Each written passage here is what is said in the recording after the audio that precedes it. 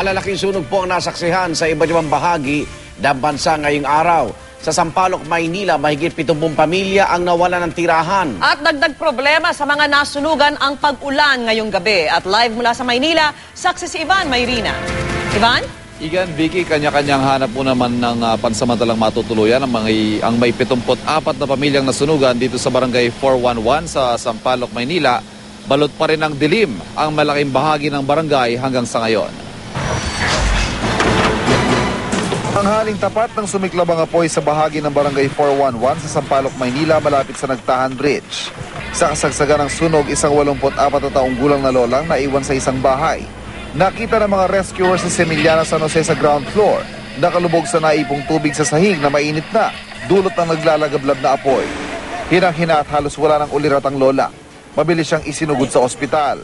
Medyo nahihirapan humingi pero sana mukhang okay naman. Okay naman. Sa looban, nakita ng GMA News na nag-iiyak si Jenny Reynera. Nawawala raw ang kanyang 10 buwang gulang na pamangkin. Nagdatid po yung ate ko ng mga anak niya. Naiwan lang po sa kapatid ko. Tapos nagkagulo na nung Opo. Pagpasok niya po, may apoy na po doon sa kabilang dingding. Kaya naiwan po yung bata. Opo. Mabilis na kumilos sa mga rescuer. Hinalugog ang bahay kung saan sinasabing naiwan ang sanggol, pero wala silang nakita. May nakakita na may nakakuro sa bata. So hopefully na buhay pa yung bata. Tila nanunuya pa sa mga nasunugan, bumuhos ang malakas na ulan kinagabihan. Hindi pa naitatayong temporary tent sa gilid ng barangay hall, kaya kanya-kanyang silong muna ang mga nawala ng tirahan.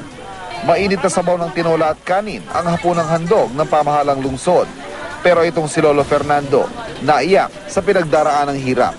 May tulong naranasan. Ako di bali kung mabasa sa ulan, huwag lang mga bata. Sa kabuuan ay may 74 na pamilya apektado ng naganap na sunog. Maagap naman ang mga tauhan ng City Engineering at ng City Social Welfare ng Maynila. Maliban sa pagkain, may itinayong tent. Namigay din ng mga damit at may kasunod pa raw na relief goods bukas. Ang GMA Kapuso Foundation na mahagi rin ng relief goods. Wala naman tayong casualty.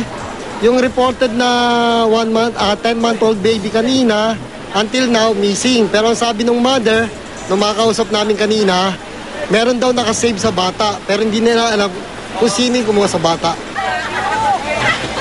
Pagtitiyak ng pamahalang lungsod ng Maynila, handa silang magpakain sa mga nasunugan hanggang sa araw ng Sabado. Pero yung mga nasunugan nga, kanya-kanyang punta na muna sa kanilang mga kamag-anak at mukhang hindi nakakailanganin pa na magpakain ng City Social Welfare and Development ng lungsod ng Maynila. Live mula sa Maynila, ako si Ivan Mayrina, ang inyong saksi.